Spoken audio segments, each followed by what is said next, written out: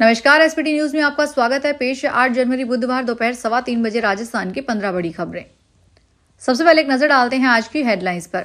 जयशंकर बोले, पीएम मोदी ने काम करने का नजरिया बदला। जयपुर को गंदा करने पर कटेगा ऑनलाइन चालान। दिल्ली में सीएम हाउस के बाहर फोर्स तैनात, आप नेताओं को जाने से रोका, पुलिस से नोकझोंक। भजनलाल सरकार ने बदला एक और योजना का नाम। महाकुंभ के लिए निकली 3 अखाड़ों की पेशवाई। और अब खबरें विस्तार से सुनिए।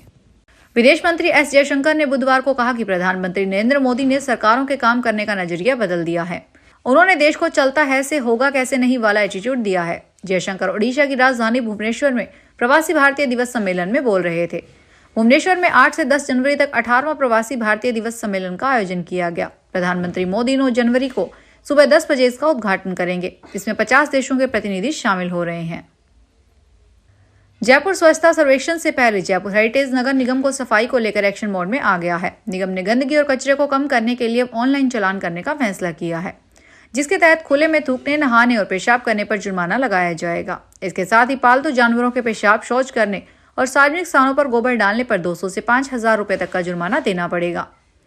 हेरिटेज नगर निगम कमिश्नर अरुण हरिसा ने बताया कि स्वच्छता सर्वेक्षण में जयपुर को नंबर 1 बनाने के लिए नगर निगम द्वारा हर संभव प्रयास किया जा रहा है। इस कड़ी में अब हेरिटेज निगम क्षेत्र की कॉलोनी में स्वीपर आइडेंटिफाई किए जाएंगे। कमर्शियल एरिया में डबल शिफ्ट की सफाई की जाएगी। नाले, पार्क और स्कूल साफ रहें, इसकी अलग से मॉनिटरिंग की जाएगी। इसके साथ ही कहीं पर भी ओपन कचरा डिपो न नजर आए, रेड स्पॉट और येलो स्पॉट ना मिले, इसे लेकर जोन स्तर पर अभियान के तहत कार्रवाई शुरू कर दी गई है। नई दिल्ली सिविल लाइन स्थित फ्लैग स्टाफ रोड पर मुख्यमंत्री आवास के बाहर कड़ी सुरक्षा व्यवस्था की गई है। सीएम आवास के बाहर पुलिस व अर्धसैनिक बल तैनात किया गया है। बैरिकेडिंग लगाकर सड़क को दोनों ओर से बंद किया गया है। वहीं आप नेता संजय सिंह सीएम आवास के पहुंचे, लेकिन पुलिस ने उन्हें जाने से रोक दिया। पुलिस ने संजय सिंह और सौरभ भारद्वाज को आगे जाने से रोका है। संजय सिंह पुलिस अधिकारियों से सीएम हाउस जाने के लिए बात कर रहे हैं, मगर अधिकारियों ने साफ इनकार कर दिया। गहलोत राज की सरकारी योजनाओं के नाम बदलने का सिलसिला दूसरे साल भी जारी है। राजस्थान की भजनलाल सरकार ने गहलोत राज की एक और योजना का नाम बदल दिया है। महिला अधिकारिता विभाग की IM शक्ति उड़ान योजना अब कालीबाई भील उड़ान योजना के नाम से जानी जाएगी।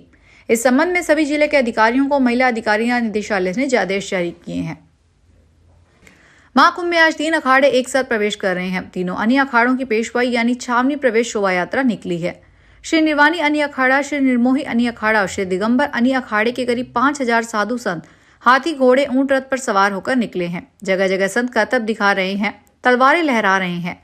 मेडिकल कॉलेज चौराहे के पास निकाली गई यात्रा करीब 3 किलोमीटर की दूरी तय कर महाकुंभ मेले में प्रवेश करेगी। 31 जनवरी से शुरू होगा राजस्थान विधानसभा का सत्र। राजस्थान विधानसभा में पहली बार होगा राज्यपाल हरिभाऊ बागड़े का अभिभाषण। राजस्थान के मुख्य सचिव सुधांशु पंत ने rising Rajasthan global investment summit 2024 के दौरान हस्ताक्षरित निवेश प्रस्तावों के कार्यान्वयन की प्रगति का मूल्यांकन करने के लिए मंगलवार को एक उच्च स्तरीय समीक्षा बैठक ली। बैठक में 100 से 1000 करोड़ रुपए तक के निवेश MOU पर ध्यान केंद्रित किया गया। बैठक में बताया गया कि हस्ताक्षरित निवेश प्रस्तावों के लिए वर्गीकरण प्रणाली भी शुरू की गई है। इसमें निवेशकों की ओर से व्यक्त की गई प्रतिबद्धता और रुचि के स्तर के आधार पर MOU को A, B और C श्रेणियों में विभाजित किया गया है। सभी निवेशकों को 31 जनवरी तक साइट विजिट की सुविधा प्रदान की जा रही है। महाकुंभ में आस्था का अद्भुत संगम, जहां एक ओर पाटून पुलों का धक्का खाते साधु संत और श्रद्धालुओं की भारी भीड़ होती है, वहीं दूसरी ओर संगम की रेती पर धनाढ्य अरबपति महिलाएं भी अपना आस्था का अनुभव करने के लिए जुट रही है। इस महाकुंभ में दुनिया भर से आने वाली इन महिलाओं को आस्था की रंगीन भरने के लिए तैयार किया गया है। इनमें एप्पल की मालकिन लॉरेन पावेल जॉब्स भी शामिल है। संगम की रेती पर महाकुंभ के दौरान एक ओर जहां देहाती और पारंपरिक अंदाज वाली महिलाएं साधनाओं में लीन दिखेगी, वहीं दूसरी ओर वैश्विक स्तर पर प्रभावशाली और संपन्न महिलाएं भी इस धार्मिक महासंगम का हिस्सा बनेगी।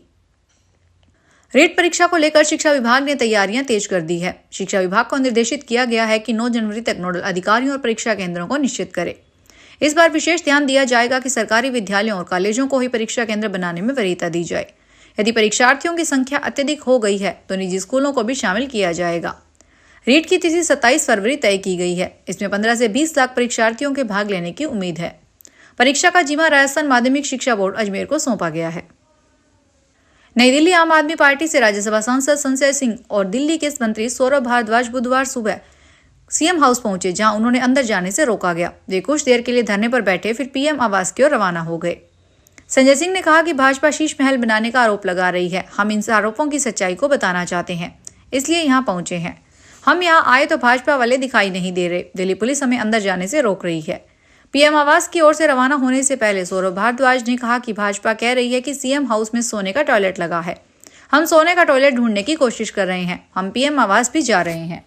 टोंक जिले के निवाई उपखंड क्षेत्र के गांव नोहाटा मोड़ के समीप पुलिस की बत्ती लगाकर धौंस दिखाने वाले एक युवक को पुलिस उपाधीक्षक मृत्युंजय मिश्रा के नेतृत्व में बरौनी पुलिस ने दबोच लिया है। जामडोली निवासी लोकेश मीणा नामक युवक एक कार पर पुलिस की लाल नीली बत्ती लगाकर फर्जी पुलिस अधिकारी बनकर घूम रहा था। लोकेश ग्रामीणों को जयपुर में स्वयं को पुलिस का बड़ा अधिकारी बताकर धौंस दिखा रहा था।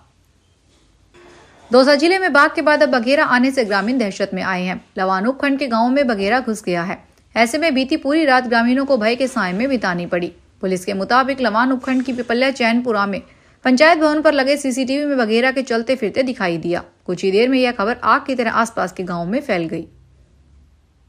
जोधपुर शहर में ठंडी हवाओं के चलने की वजह से ठंड का असर भी बढ़ गया है। सुबह 8 बजे की बात की जाएगी तो करीब 8 डिग्री सेल्सियस तापमान न्यूनतम दर्ज किया गया।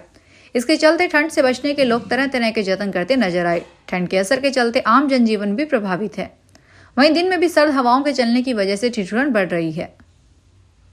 पाली में अमृता हाट मेले में प्रदेश भर से आई महिलाएं अपने स्टॉल लगाए हुए हैं। कोई खींचिया पापड़ बेच रही है तो कोई बाजरी से बनी बिस्किट, कोई अचार, गारमेंट्स बेच रही है। 7 दिवसीय इस मेले में शहरवासियों ने भी जमकर खरीदारी की। ऐसे में मेले में स्टॉल लगाने वाली महिलाओं के चेहरे पे खुशी से चमके हुए हैं। आज बुधवार को मेले का समापन होगा। महिला अधिकारिता विभाग के उप निदेशक भागीरथ चौधरी ने बताया कि बांगड़ स्कूल खेल मैदान में मेले का आयोजन हो रहा है। इसमें स्वयं सहायता समूहों ने अपने हस्त निर्मित विभिन्न उत्पादों को विभिन्न स्टॉल लगाकर अपने उत्पाद बेचे हैं। जयपुर के सांगानेर थाना स्थित बालाजी मंदिर में मंगलवार को पोष बड़ा कार्यक्रम का आयोजन हुआ। राम दरबार का भारी वस्त्रों से श्रृंगार और हनुमान जी महाराज को उनका चोला श्रृंगार धराया। आरती के बाद भगवान के सूजी का हलवा और पोष बड़ों का नैवेद्य धरा। भक्तों को पंगत प्रसादी करवाई गई।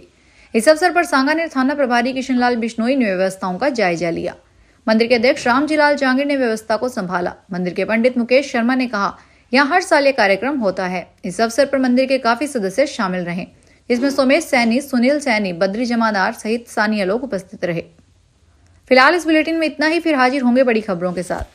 अगर आप भी अपने आसपास की छोटी बड़ी और महत्वपूर्ण खबरों से अपडेट रहना चाहते हैं तो सब्सक्राइब कीजिए हमारे चैनल SBT न्यूज को और प्रेस कीजिए बेल आइकन पर।